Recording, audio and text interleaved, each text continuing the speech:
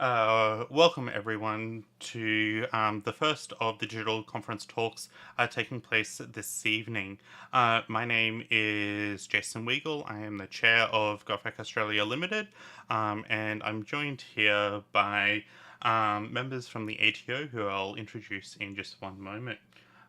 First, I would like to take this moment to acknowledge the traditional custodians of the various lands on which we're meeting digitally this evening. For where I am, that is the Yagara and Turrbal people located in the Brisbane region. GovHack acknowledges and pays respect to elders past and present and celebrates the diversity of Aboriginal and Torres Strait Islander peoples and their ongoing cultures and connections to the lands and waters of Australia.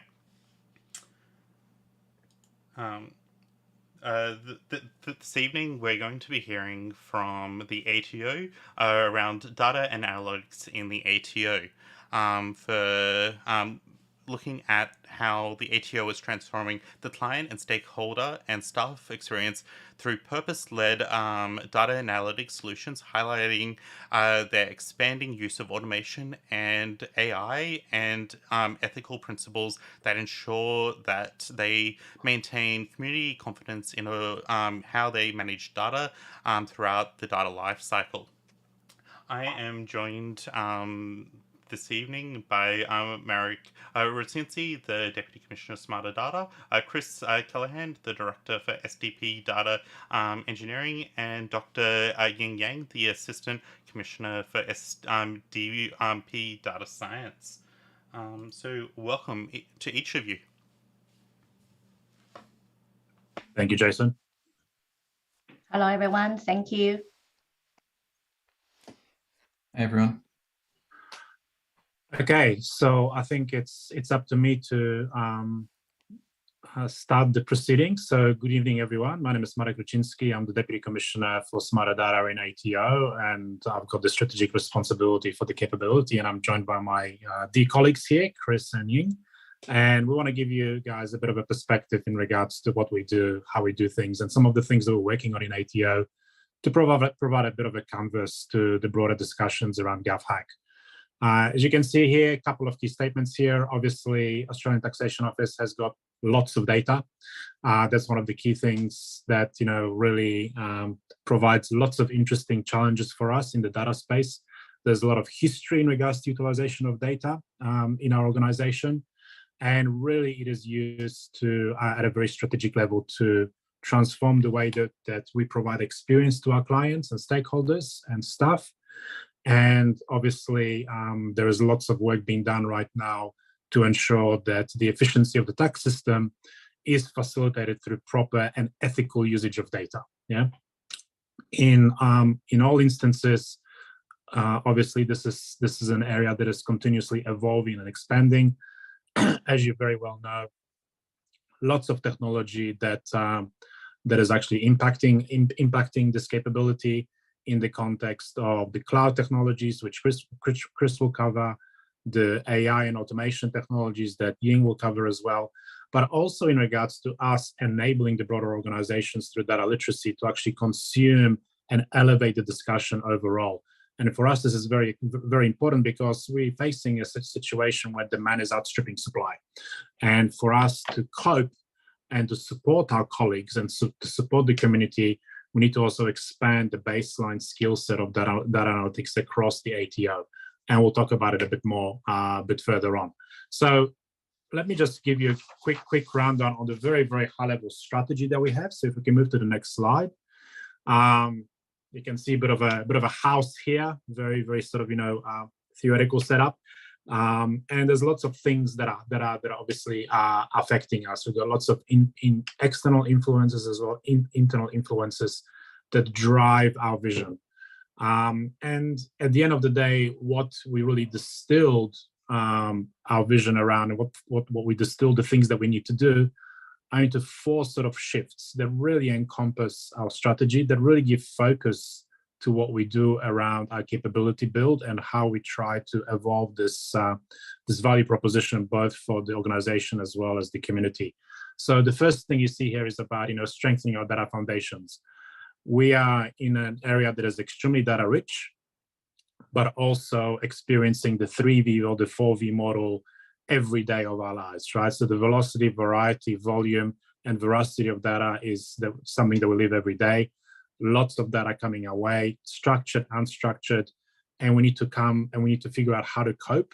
We need to make the right choices around it. We need to treat it, integrate it, organize it, share it, and manage it in an ethical way. So there's a lot of work there for us to actually stay focused and ensure that we not just suck in all the data, but we derive value from it. We allow it to be accessible and usable to our users and our teams. So there's a lot of work there, yeah? The second thing is, okay, assuming that we've got our data in place, whether it's on-prem or in the cloud, and we are transitioning to the cloud, and Chris will talk about it in a second, we actually are focusing on, well, how do we make it easier for people to use it? So it's the data democratization, it's the user experience. It's really around, allowing people to really immerse themselves in a non-threatening, user-friendly fashion and navigate through the data discovery space, and obviously focus on much easier and more thorough consumption, single source of the truth, and so forth. Then what else do we need to do? Well, we need to obviously evolve the algorithmic logic around data, right? This is all about, okay, what can we do smarter around the data? And that's where the artificial intelligence algorithms and also automation, or as we want to call it, augmentation, comes into play. And Ying will talk about it a bit more, but there's lots of stories there in regards to how we use algorithmic logic to create risk models, how we use predictive logic to actually potentially isolate and identify areas of interest or individuals of interest for us, and how we use artificial intelligence and automation to cope with the sheer volume and variety of data. Obviously, what we're dealing with is beyond human sort of consumption and comprehensions, and that's where AI and automation helps us to sort of, cut through it, look at, interesting patterns or things that are out of pattern, and then provide input for humans to make those key judgment calls. And last but not least is the fact that analytics and data as a capability is still evolving around us. It's very new. I've seen it develop over the last sort of 20 years. 20 years wasn't really a corporate function. Now everybody talks data. Everybody talks how, data is the new oil, how it's mission critical and so forth. But the operating model still evolves. The skill set still evolve. The way that it fits into the organization still evolves. And we are very conscious of it, and we continuously evolve that to ensure that we stay current, but also relevant, to ensure that we deliver value to the organization. I think that's very important. Yeah? Now, to give you a perspective in regards to some of the things that goes under the hood, I'm going to turn over to Chris, who's going to give you a bit of a perspective in regards to what's under the hood and the cloud story as well. So over to you, Chris. Thanks, Marek. So in a large organization like the ATO, we have an awful lot of tools and platforms that have data in them, use data, process data, take data, put it somewhere else. So collectively, the ATO has what's known as our data reference architecture model, which you can see on screen here. And it's a logical overview of how we see the data sitting inside the ATO, coming into it and moving through to our business users or external users, depending on the use case, to logically collect these different tools and assign the purposes to them, because you might have 3 or 4 different tools that have slightly overlapping feature sets, but you don't want to be, doing the same thing on 3 different platforms and having different standards and different outcomes. So when we stand up a new tool or analyze one of our existing tools and want to focus where it's being used, we look at this data reference architecture to see where it best sits and what it should be doing and what sort of features it will provide to the ATO from that end-to-end pipeline. So we sort of start at the bottom where we've got the different data sources. So it can be external to the ATO, or it can be produced by our internal ATO systems, such as our forms processing system. Those data sources will then need to be ingested into various different data platforms, depending on the use case and the outcome you're looking for. So we have different ways of ingesting that. We've got the APIs, streaming, messaging, or a lot of our stuff is batch driven because we have slow moving data. Like at tax time, you lodge a tax return. We don't often see that for another year. So having a streaming tax return is not quite so useful. Once it's in one of our data platforms, we can curate that data and tailor it for business views. You can see on the green slide there. So that's what we tend to have our more relational databases, but we're also moving into the big data, unstructured data type platforms as well. Data science is not only a discipline that people perform, but it's also the name of one of the regions that we have that I'll be talking about in the next slide. So it's where model development and execution of analytics models occurs, and fast complex event processing. So that's making decisions that could be based off analytical model outputs or other inputs to that thing. So somebody's lodging a tax return form online and they put in a value that looks not quite right. If there's an analytics model sitting there that says, if they're putting in something like that, we might want to flag that, or flag to the user that they might have done an error on that input. We can assess that there, send that message back, and monitor that sort of thing. From there, you can present the data in different ways. You can push it back into systems of record. You can report off it. You can do all sorts of things. So we move up the stack there. So the different ways to access into those data platforms, again, APIs, streaming, batch, direct access, virtualization, index, and search. So you've got all these different ways to get to the data depending on the use case you want and the audience and the timeliness and outcomes you're seeking. So from direct access into a database using SQL queries, or if you look at the next layer up, you can have nice reporting interfaces, which are all GUI driven with nice curated data sets. So the business unit can see everything of interest to them and slice it and dice it how they want themselves. Of course, in that huge framework, you need some governance. So if you look at the left-hand side, you can see that we've got these cross-layer capabilities. So governance of the data, so that we know where the data is, who's using it for what. So if something changes or breaks, you can find out where that was in this pipeline. Metadata management, so that you know what the data is actually about, where it came from, who it belongs to, who owns it in the tax office. Data catalog, so if you have a business problem, but you don't know what data the ATO might have, and you want to find where that data could be that might help solve your problem, you can look in the catalog to find that. And then your standard IT type stuff like disaster recovery and data security. So making sure the platforms are available. If there's an outage, it can be recovered. If there's a catastrophic issue, you can restore it. And the security is making sure the right people have access to the data at the right points in this platform architecture, so that you don't have people looking at data that they shouldn't, or having access to systems that might have unintended consequences. So in that data science box, we've got what's known as our advanced analytics platform. So currently it is an on-premise platform that we built ourselves using infrastructure in one of our data centers. Conceptually, it's quite an interesting platform. I'm quite biased here because I led the delivery of this, and I'm also leading what is now the transition of this platform into a cloud infrastructure. So this diagram pretty much applies for both of those, because when we built the on-prem one, we knew that cloud was coming. It was the place where the organization needs to move to, and that's where all the exciting data and analytics, new features, new tools, that all starts in the cloud before filtering into other premises. So we want to be in the cloud so we can get access to those when they're occurring. In this platform, we've got sort of two different lenses on our pipelining. So we have the infrastructure itself, so building the platform, patching servers, deploying new tools. That all goes through an IT lifecycle. So we have the dev test account on the far left, where we test those things. We push it into pre-prod, which is the next box along, and then promote those tools up into production. So we've got DevOps CI/CD pipelines to promote those things, so that we're not having to manually deploy those things.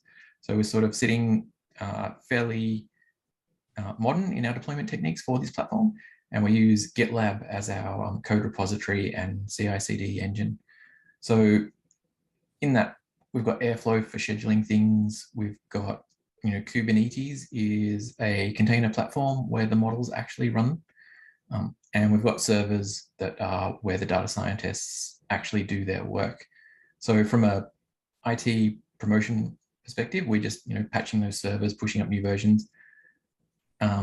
Whereas if you're a data scientist, then you come across to this middle box where it says AAP discovery. So that's our analytical discovery area, or ADA for short. that's where data scientists actually interface with this platform. So the job of my team was to make data scientists' life easier and give them the tools they need to do their job and not have to worry about the guts underneath of a promotion pipeline or anything like that. So we've set up the pipelines for them so they can be in there on their virtual machine with the tools that they need, building analytical models. And then we've built pipelines that will then package those models up into containers and automatically push them over to staging, where it'll run some automatic tests to make sure that it will be actual suitable for the production platform and not fail. Once those tests are all passed, then it can automatically, tick a box and get pushed off to the AAP production state. So that's where data scientists can't touch any of it. It's all automated in there. So we're using service accounts, we're running on a schedule or a trigger, and that's all based with security as the underlying principles that we want to work with to make sure that the data scientists can do what they need to do, but the production outcomes are locked down so that IT security are happy with us.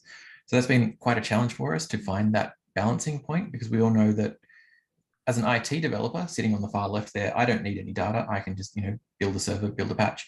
If I'm a data scientist, my job is literally to find the patterns in the data or get the insights out of the data. So I need production data.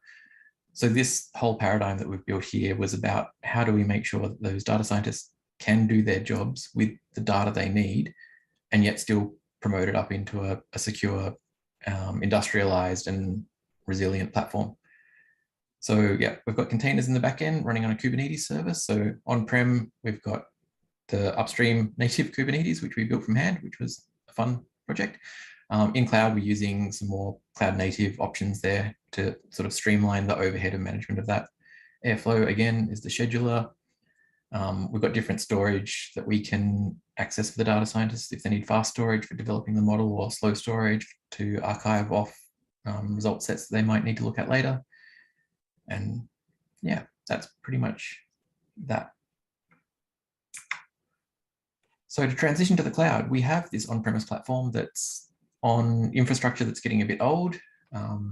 So we were looking at refreshing it. We also have,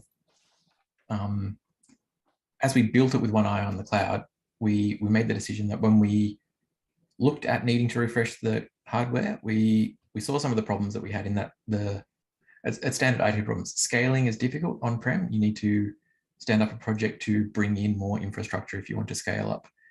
And then if you've over-provisioned, you can't really scale down easily to make any savings. You've already bought that kit.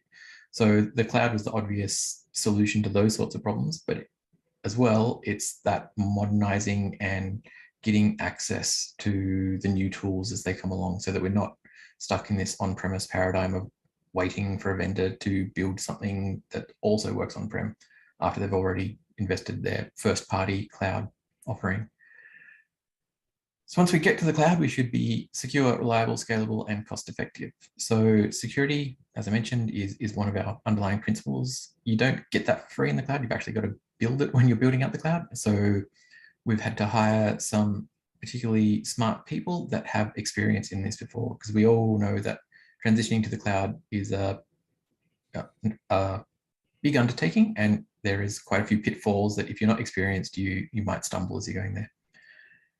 Once we are up in the cloud, we'll be able to deploy faster and respond more agilely to the changing business needs. So if there's a new tool that comes out and there's bad guys using it, if we need that same tool to be able to work against them, we can be able to bring that in easier and deploy it faster. Whilst we're doing this transition, we're also taking the opportunity to uplift our MLOps framework. So that's machine learning operations. So that's the automated model monitoring, deployment, and all that fun stuff that's kind of like the software deployment lifecycle, but for models, and getting a bit more intelligent and automated behind it so that there's less manual interaction to keep track of how your models are running and how well they're doing. So yeah, once we're in cloud, we'll have, again, that flexibility to be able to try a few different tools in there and scale it out or down as the needs arise in the business. ANGIE is our new graph-based platform for client group optimization.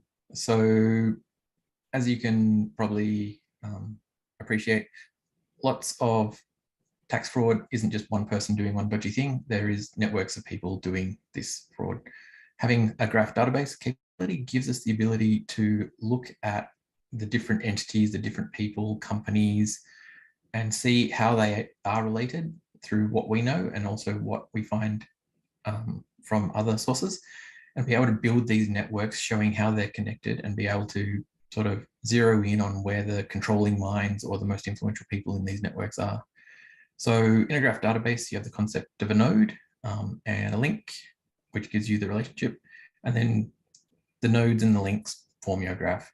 So, a node could be an individual or it could be a company, but it's something that's going to be connected to something else. So the link is your relationship. So it could be a company owned by a person or has a shareholder of someone, or they might share a, financial advisor or something. So we can create these links of those certain types between those different nodes and build up this picture of what our population might look like. So we can do, if you look across the bottom, the near time data through event-driven updates. So if something happens that creates a link or is affected by a link or happens across a link, we can bring that into the graph and see what it's doing. We have user-focused visualizations. So people can actually, get in there and look at those nodes, push them, pull them, follow the links, see what they show, see where they connect to. You can have some what-if functionality. So, if we were to, for instance, take a point out of this network, what would happen to those networks? So if you want to perhaps identify where some fraud's occurring and see who might be instigating a bunch of it, and if you happen to get them disincentivized from participating in that network, it might have flow-on effects to other nodes. We can look at how these groups change over time. So we know, these people there might be influential people involved in different schemes or different networks over time. So they might start small and get bigger and then disappear for a while and come back. We'll be able to see that using this technology. Not all links are hard links. So there might be things that you think are two people that are related or two entities or an entity and a person. And you can build confidence into those links to show to the analyst, how likely it is that that's a genuine link versus an assumed link that might not actually be verified yet. And then have the ability to follow that up and either, bring up the confidence of that link or remove it if you don't believe it's the right one. And as you're part of the system as a user, you can interact with this data and give feedback, and that will build better graphs off the back of that. So therefore, from all that, we can do stuff that we couldn't do before, just using relational tables and standard analysis. So being able to see these pictures of how these entities hang together really opens up opportunities for our business line users. So it's not the data people necessarily that are benefiting, because what we do is all about the business outcomes of the different business lines in the ATO and helping them with their work. And from there, I'll hand over to Ying. Thank you. Hello, everyone. My name is Ying, Assistant Commissioner of Data Science, ATO. In ATO, we have over 100 professional data scientists delivering data analytics service and expert advice to the full business spectrum across the ATO. I'm also in charge of ATO's artificial intelligence portfolio, on which I will focus in today's presentation. So what is happening in ATO's AI landscape? Two aspects. Number one, for things that human can do, AI helps us do it better, bigger, and faster. And we call it scaled machine learning. Number two, for things that human finds rather difficult to do, AI is there to expand our reach and capability. And we call that intelligence augmentation. So what's the difference between scaled machine learning and intelligence augmentation? In scaled machine learning, machines use data and algorithms to imitate how humans learn. Humans teach machines through principles, guidelines, and feedback. The relationship between humans and machines are like teacher and student. While in contrast, in intelligence augmentation, Machines are more self-learning and self-evolving. Humans and machines are more like partners rather than teacher versus student. They contribute strengths to each other as equals. Next slide, please, Chris. Well, this slide lists out some example applications of AI in the ATO.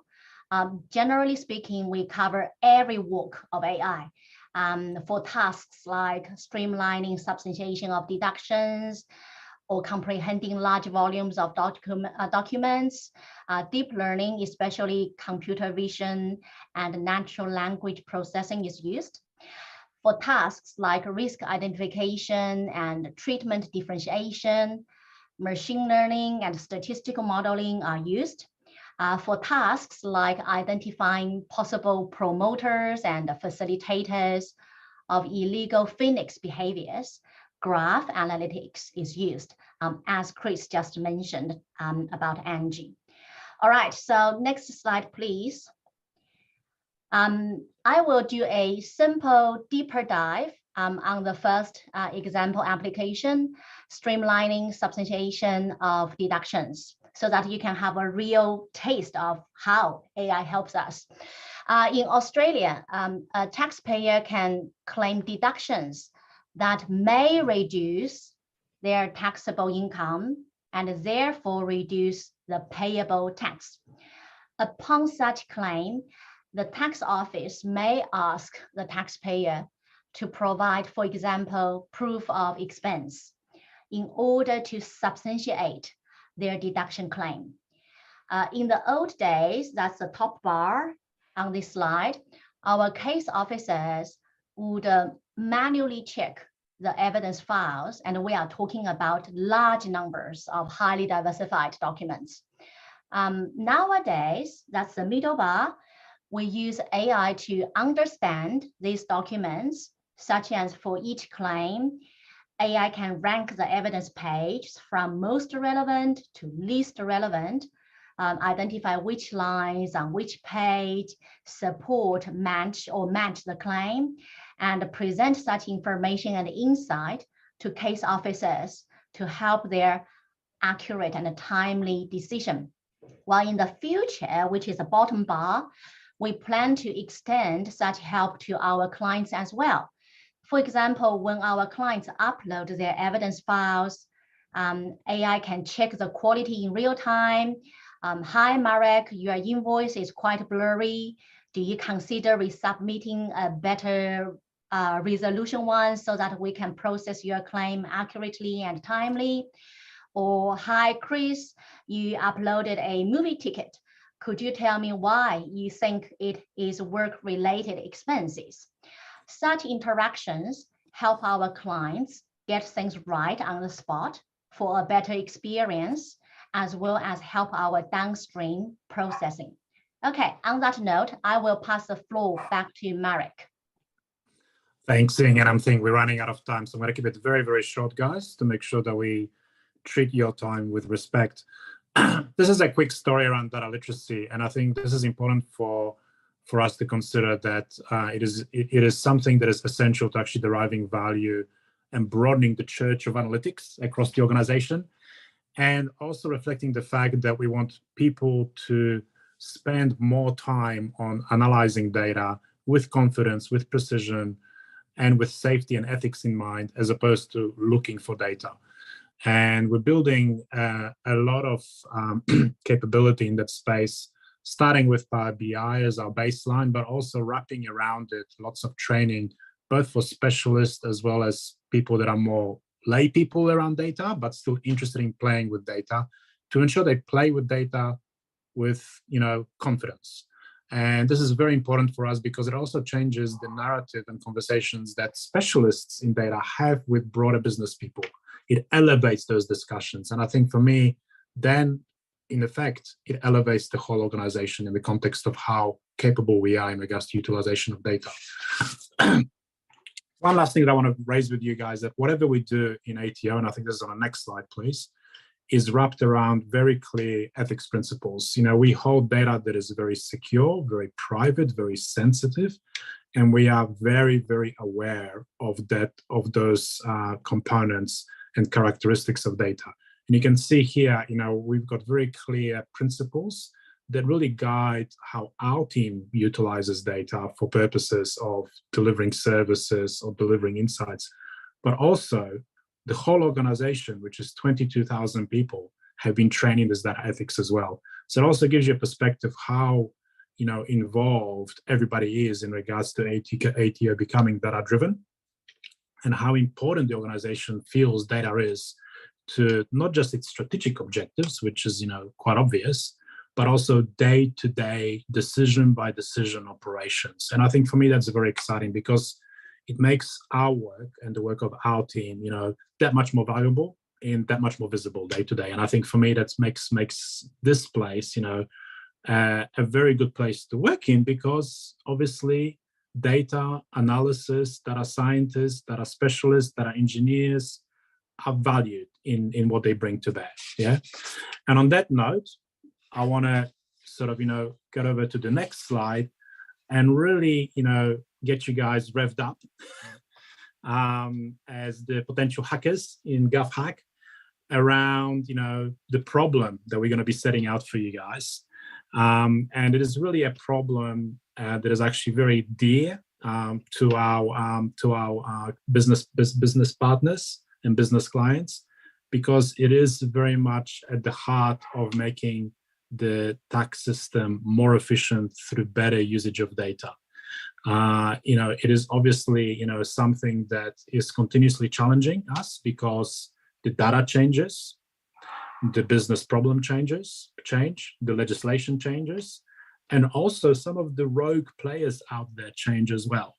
And what we would like some help from you guys is to actually help us cope with that. Help us cope with something that will actually make the tax system more efficient and more effective. And for me, that's very exciting, because it is a very tangible and real problem that we'll be presenting to you guys.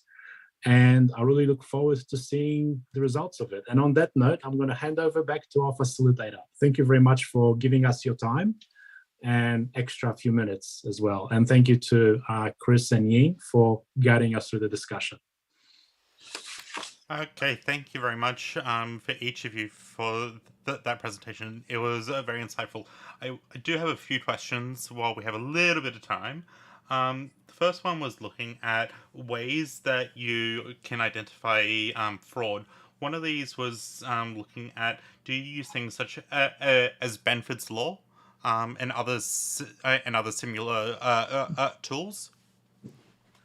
I think I'll pass that to Ying for that one. Yeah, I can take that question. Yes, conscious of time, briefly speaking, according to Benford's Law, if a set of numbers is genuine, the numeral 1 will be the leading digit 30% of the time. The numeral 2 will be the leading digit 17% of the time. And each subsequent numeral, like from 3 to 9, will be the leading digit with decreasing frequency. So if a set of numbers like a tax return or payroll data violate Benford's Law, there is a likelihood that the numbers are fabricated.